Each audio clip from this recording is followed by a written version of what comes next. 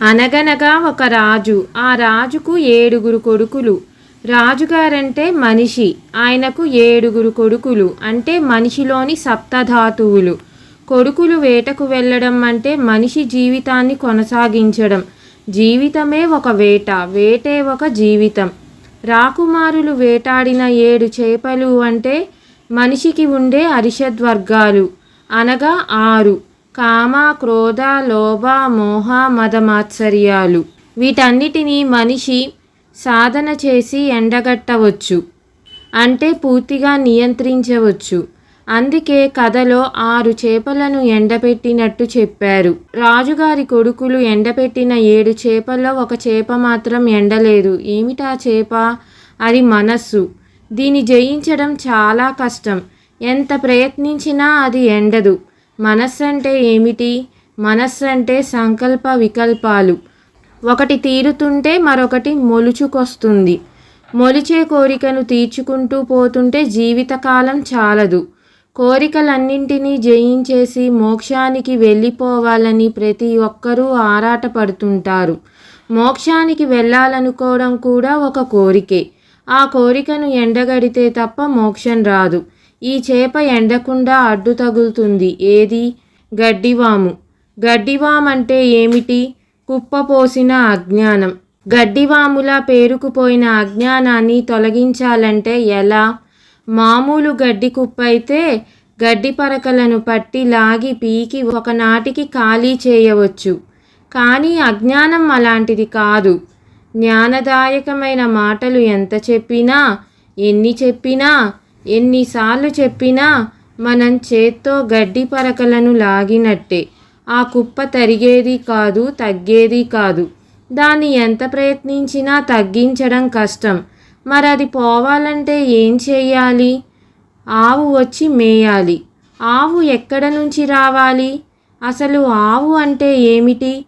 ఆవు అంటే జ్ఞానం. జ్ఞానం అనే ఆవు దొడ్లో ఎగబడి మేస్తే అజ్ఞానం అనే గడ్డి కుప్ప ఒకనాటికి అంతరించిపోతుంది.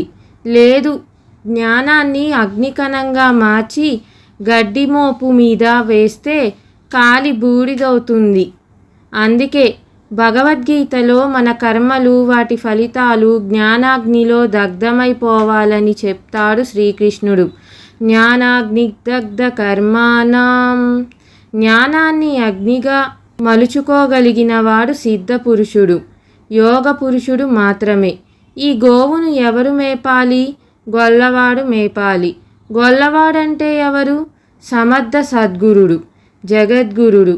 జ్ఞానస్వరూపమైన భగవద్గీతను లోకానికి ప్రసాదించిన శ్రీకృష్ణుడు గొల్లవాడే కదా. అర్జునుడు అనే దూడను అడ్డుపెట్టుకొని వేదం అనే ఆవు పాలు పిండి జ్ఞానరూపంగా మనందరికీ ధారపోశాడు. ఇంత గొప్ప పని చేయవలసిన ఈ గొల్లవాడు ఆ పని చేయలేదు. ఏమిరా నాయనా, ఆవునెందుకు మేపలేదు అని అడిగితే అమ్మ అన్నం పెట్టలేదన్నాడు. ఇంతకీ ఆ గొల్లవాడికి అన్నం పెట్టాల్సిన అమ్మ ఎవరు? అమ్మలగన్నయమ్మ, ముగ్గురమ్మల మూలపుటమ్మ పెద్దమ్మ. ఆమెనే లోకంలో జగన్మాత అని కీర్తిస్తుంది. ఈ జగన్మాత అన్నం పెట్టకపోవడం వల్ల గొల్లవాడి ఆకలి తీరలేదు. ఓ జగన్మాత, ఈ గొల్లవాడికి ఎందుకు అన్నం పెట్టలేదమ్మా అంటే ఆవిడ పిల్లవాడు ఏడ్చాడు అంది. ఇంతకీ ఆ పిల్లవాడు ఎవరు? ఆర్తితో దైవానుగ్రహం కోసం మలమటించేవాడు. ఈ పిల్లవాడు ఎందుకు ఏడుస్తున్నాడు? వాడికి చీమ కుట్టింది. ఎక్కడిది చీమ? దానికి ఇంకో పేరే సంసారం. సంసారం అనే చీమ కుట్టినందుకు ఆ పిల్లవాడు ఏడుస్తున్నాడు. ఆవులను మేపడానికి వచ్చే గొల్లవాడి కన్నా ఆర్తితో దైవానుగ్రహం కోసం ఏడ్చే పిల్లవాడే ముఖ్యం కనుక ఆ పిల్లవాడినే చూసుకుంది.